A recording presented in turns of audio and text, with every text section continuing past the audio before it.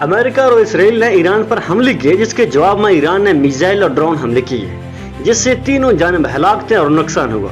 एक ताज़ा रिपोर्ट के मुताबिक ईरान इसराइल के 12 रोजा जंग में ईरान में तकरीबन 974 अफराद हलाक हुए, जबकि 2500 से ज्यादा जख्मी हैं। दो अलग ज़राए ने मुख्तलिफ अदाद पेश की। अमेरिकी ज़राए ने 910 ईरानी हिलाकतों का जिक्र किया, लेकिन ह्यूमन राइट एक्टिविस्ट ने 972 हिलाकतों की तस्दीक कर दी। इसराइल में ईरान के सरकारी हमलों की वजह से 24 से 27 अफराद हलाक हुए और 50 से ज्यादा जख्मी हुए। इसमें से 4 से 6 आम शहरी भी शामिल हैं जो बहरे शिबा पर मिसाइल हमलों के नतीजे में हिलाक हुए। अमेरिकी नुकसान का मामला कदरे पेचीदा है। बरह रास्त अमेरिकी फौजी हलाकतों का अभी कोई ताज़ा इतला नहीं मिली। अलबत्ता अमेरिका ने ईरानी एटमी तरसीबात पर बमबारी की, जिससे ईरान की एटमी सलाहियत मुतासर हुई और अमेरिकी सदर ट्रंप ने सूरत हाल को काबू में लाने के लिए इसराइल को रोकने की कोशिश की। अलबत्ता माजी के वाक़या जैसे 2024 और 2023 की झड़पों में अमेरिकी फोर्सेस को नुकसान उठाना पड़ा, मगर मौजूदा जंग में सिविलियन सतह पर कोई अमेरिकी हलाकत का रिकॉर्ड नहीं हुआ। दोस्तों, अमेरिका बरह रास्त जारी नुकसान का कोई ताज़ा रिकॉर्ड नहीं। अलबत्ता माजी में महदूद फौजी झड़पों में नुकसान हुआ और अमेरिका ने फजाई हमलों में हिस्सा लिया। अमेरिका के मुस्तकबिल के इकदामात ईरान के खिलाफ फिल वक्त गैर यकीनी और सियासी दबाव का शिकार हैं। मौजूदा हालात को देखते हुए चंद चीजें लाजमी हैं, यानी फिलहाल पाबंदी और सफारतकारी की तरजीह। सदर ट्रंप ने 22 जून 2025 को उम्दा फजाई हमले करके ईरान के 3 बुनियादी न्यूक्लियर मराकज को निशाना बनाया। थर्ड राउंड बरह रास्त इन मराकज को तबाह करने के लिए 30,000 पाउंड बम भेजे गए। इसके बाद इन्होंने इसराइल, ईरान और कतर के साथ रब्ते बढ़ाकर सीज फायर यानी आर्मी जंग बंदी की। मौजूदा ऑपरेशन की पॉलिसी ये है कि इन हमलों के बाद ट्रंप ने hard punch and fast exist करार दिया, यानी हिकमत अमली को ताकत का मुजाहरा मगर तवील जंग बंदी से गुरेजा। इसका मतलब है कि अगर ईरान अजाफी जोहरी या अस्करी तरसीबात की तामीर शुरू करे या अमेरिकी मफादात को खतरा हो तो मजीद फौजी कार्रवाइयों का अमकान रहता है, मगर मुकम्मल इनखला या बड़े पैमाने पर जमीनी मुदाखलत का कोई वाज़ेह मंसूबा अभी सामने नहीं आया। तो तजिया नगारों की तजिया यह है कि मुख्तलिफ माहिरीन ने खबरदार किया है कि अगरचे हमलों ने ईरान के न्यूक्लियर प्रोग्राम को सिर्फ चंद माह के लिए पीछे धकेल दिया, लेकिन तकरारी हमले इलाकाई अदम अरक इस्तेहकाम और आलमी तनाव का सबब बन सकते हैं। मसलन ईरान ने तरबीती सलाहियतों को बचाने के लिए ब्रोवर अपनी अहम मवाद को महफूज मुकाम पर मुंतकिल किया। तो सदर ट्रंप की जमायत में एक तरफ वो अफराद हैं जो ताकतवर अंदाज से दफा को जरूरी समझते हैं, तो दूसरी तरफ कांग्रेस और दीगर जंगी इकदामात की पासदारी और सियासी यानी वार पावर्स एक्ट के दौरान जमानतों पर जोर दे ताकि बगैर कानून की जंग ना चढ़ सके।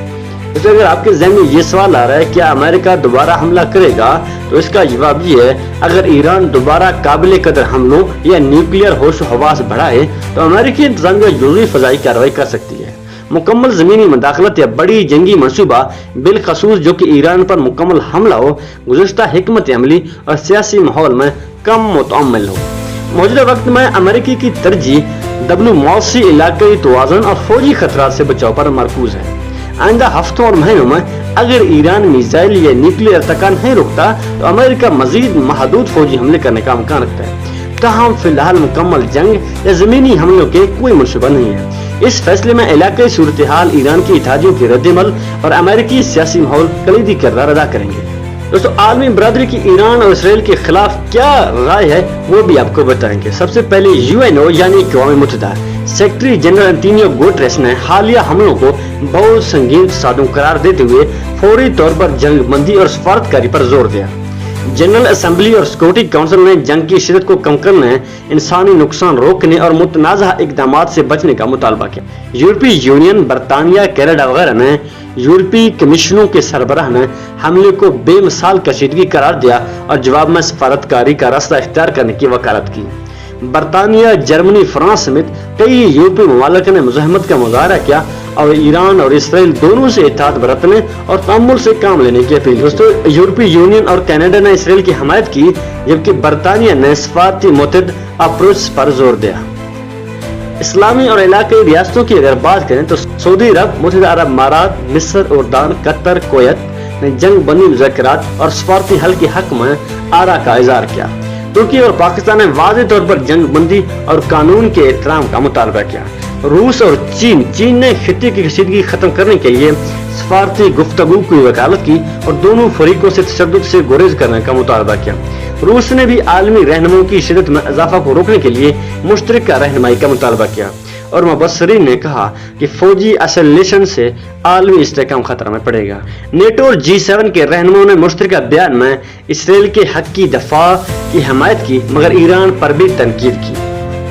दोस्तों, आलमी बरादरी ने हमलों की शदीद मज़म्मत करते हुए फौरी जंग बंदी, तअम्मुल और सफारती हल की अपील की है। बहुत से ममालिक ने इसराइल के दफा की हक को तस्लीम किया, जबकि ईरान पर तशद्दुद तर्क करने का मुतालबा किया गया। आलमी बरादरी ने हमलों की शदीद मज़म्मत करते हुए फौरी जंग बंदी, तअम्मुल और सफारती हल की अपील की है। बहुत से ममालिक ने इसराइल के दफा का हक तस्लीम किया, जबकि ईरान पर तशद्दुद तर्क करने का मुतालबा किया गया है। चीन, रूस और इस्लामी ममालिक ने G7 और नेटो में मज़ीद कशीदगी से बचाव पर जोर दिया, जबकि तशवीश का इज़हार और इश्ताल अंगेजी रोकी जाने पर ताकीद की जाए।